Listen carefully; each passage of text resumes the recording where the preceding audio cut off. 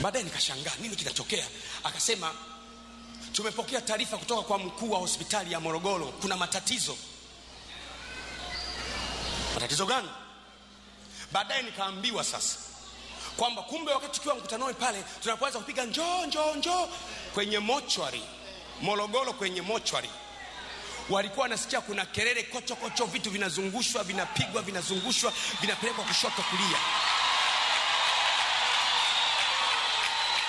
Mochwari. Mkutano wangu ulisimamishwa na polisi Morogoro pale palikuwa na mkutano. Wakati tunaendelea na mkutano tukaitwa na OCD. Akasema naomba kuonana na wahubiri. Nikamwambia Pastor Bryson kamuone OCD. Alipokuwa Pastor Bryson akamwambia wewe ndio Gwajima? Akamwambia mimi ni msaidizi wa Gwajima. Akasema na tunamtaka Gwajima yenyewe. Baraza la usalama la wilaya, kamati ya usalama ya wilaya na mkoa wana kikao, wanataka Gwajima wepo. Nikaona ni vema kwenda. Nikaenda na watu wawili watatu. Kaingia mle ndani. Wanasema Gwajima, tunaomba mkutano wako uishie hapa.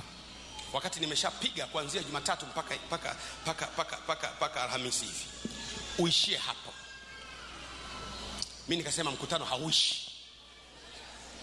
Mbele ya macho yao mkutano hauishi. Wakasema kwa nini? Nikasema mlinipa kibali. Nina kibali nimepewa na nyie cha kuhubiri.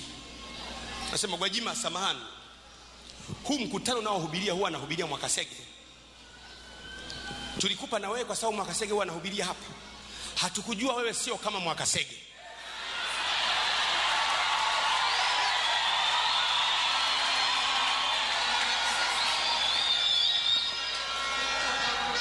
Sasa kwa sababu Mwakasege ni mhubiri mwenzangu, siwezi kujua kwa nini wanasema mimi sio kama Mwakasege. Nikamwambia kwa nini mimi sio kama Mwakasege? Akasema hatukujua. Nikamwambia sasa sawa, nimekubali kuacha mkutano. Lakini nikamwambia wewe OCD, wewe nitakushtaki. Unirudishie gharama zangu. Kufunga jukwaa, kuleta watu hapa, gharama za chakula na kila kitu unirudishie. Hivi tulikuwa na watu kadha, Simon alikuwepo na wengine. Akasema Gwajima, unataka kuniletea matatizo? OCD, unataka kuniletea matatizo? Anasema jambo hili linatoka mahali, sio mimi, ni Muislamu, sio mimi, linatoka mahali. Nikamwambia wapi? Alikuwepo hapo mkuu wa usalama wa wilaya. Nikamwambia ndio wewe, wewe ndio umetumwa uzuie mkutano wangu. Unajua. Akaanza parangana na hangaika. Maana yake ni injili siende. Yule OCD akataka kutoa machozi, naomba unisaidie. Yaani mimi nimsaidie kwa kuacha mkutano. Baadaye nikashangaa nini kinatokea. Akasema tumepokea taarifa kutoka kwa mkuu wa hospitali ya Morogoro, kuna matatizo. Matatizo gani? Baadaye nikaambiwa sasa kwamba kumbe wakati tukiwa mkutanoni pale tunapoanza kupiga njoo kwenye mochwari Morogoro, kwenye mochwari walikuwa wanasikia kuna kelele kocho, vitu vinazungushwa, vinapigwa, vinazungushwa, vinapelekwa kushoto kulia. Mochwari.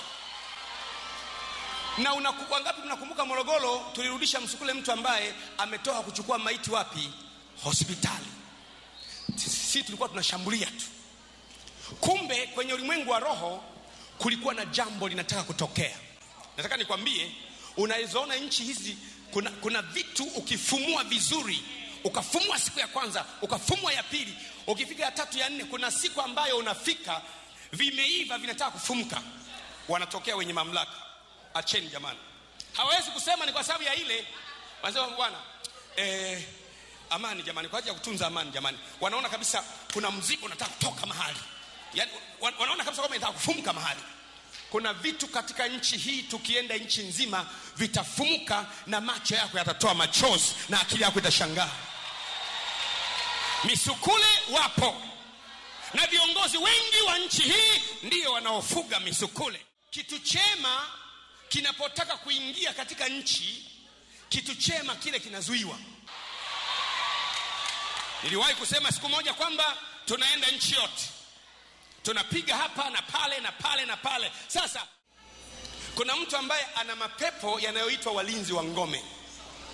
Aina ya mapepo yanaitwa walinzi wa ngome. Kwa mfano, mapepo yale yanajua kabisa kwa neno la leo litakalotolewa kanisani wewe utafunguka. Mapepo yanajua kabisa leo kanisani kutakuwa na neno la ajabu, wewe utafunguka. Yanalinda usifunguke. Ukitaka kwenda kanisani tu, anakuja mgeni ametoka Tukuyu, anakwambia basi letu lilizuiwa Morogoro, nimeingia mara hii tu asubuhi, nimetoka Tukuyu. Na unaanza kuhangaika na ni baba mkwe. Lakini mashetani wanajua leo kuna neno la ajabu kanisani. Ni walinzi wa ngome, wanajua mzigo ulio ndani yako utafunguka. Wanajua taabu yako itaondoka leo. Inabidi uwe busy na kwanza unampikia, alafu unataka kuondoka, anakuambia sasa unataka kwenda wapi? Nataka kwenda kanisani. Ndio tumefika tu, mnaanza kuondoka. Unajua huyu ni mlinzi wa ngome. Unaweza kukaona katoto kadogo kwenye ulimwengu wa mwili, au kasichana tu, hata kuvaa vizuri hakajavaa, lakini kutana nao kwenye ulimwengu wa roho sika kawaida, kana kutoa balu. Lakini ukitoka kwenye ulimwengu wa mwili unasema nyie watoto msichezee wakubwa. Kadogo, lakini kwenye ulimwengu wa roho kameshiba, kama alivyokuwa Daudi. Wao wanene kwenye ulimwengu wa mwili, kenyewe kwenye ulimwengu wa mwili kembamba kadogo. Mtu akikushinda kwenye ulimwengu wa roho, hata kama mlegevu kabisa, yani mlegevu, lakini kwenye ulimwengu wa roho akishakushinda, hata kama hawezi kuongea, anasema tu jamani asanteni. Unajua mambo ya rohoni yanashangaza sana. Kwenye ulimwengu wa roho mtu ukishinda kwenye ulimwengu wa roho, utashinda kwenye ulimwengu wa mwili.